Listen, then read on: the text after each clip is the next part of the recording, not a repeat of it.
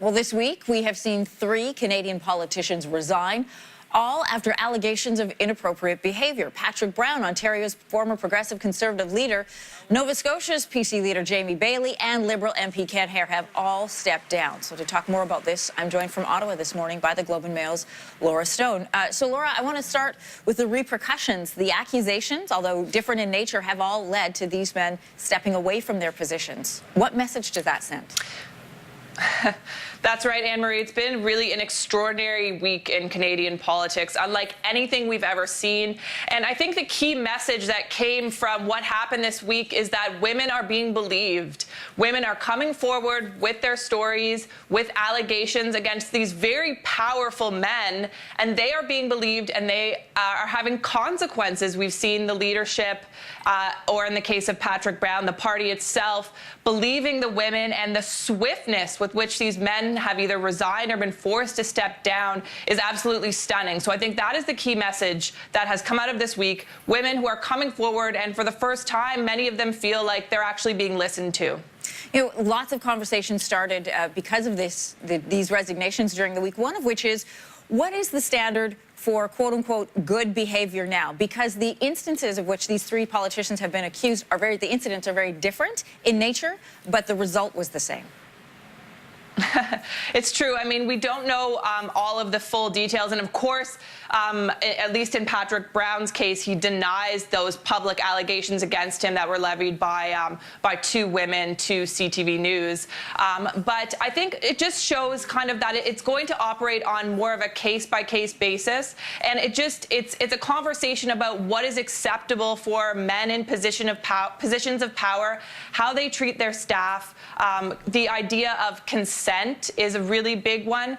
And so it's a judgment call in terms of politically in these political machines, and also in the eyes of the public. And these are the decisions that these parties have made, that the leadership has made, that what has come forward at least merits an investigation, and that these women are to be believed, are to be listened to, and what happened to them was not okay. Me Too movement brings around this idea of open secrets. We saw a lot of this yesterday after these stories broke, that these are allegations that other women say that they felt that they've heard too. This idea in Ottawa that there are a lot of open secrets, but we've never seen them reported on before. You know, reporters online saying yesterday, well, we knew about this all along. Well, then why wasn't it a story? You know, it's an interesting conversation that we're having here in Ottawa, both in journalistic and political circles. We've all heard rumors, we've all heard mumblings, but of course, as reporters, we cannot publish rumors that aren't substantiated. So I think it's kind of a double-edged sword here, where we have, you know, reporters saying we can't publish anything without women coming forward, or men in some cases, wanting to tell their stories. But maybe these people don't want to come forward, or haven't wanted to come forward in the past, because they don't feel like they would be believed, or they don't feel like they would be listened to. So I think we're at kind of a cultural change right now that was spurred by that Harvey Weinstein story in the New York Times, and that has spread it to so many different industries.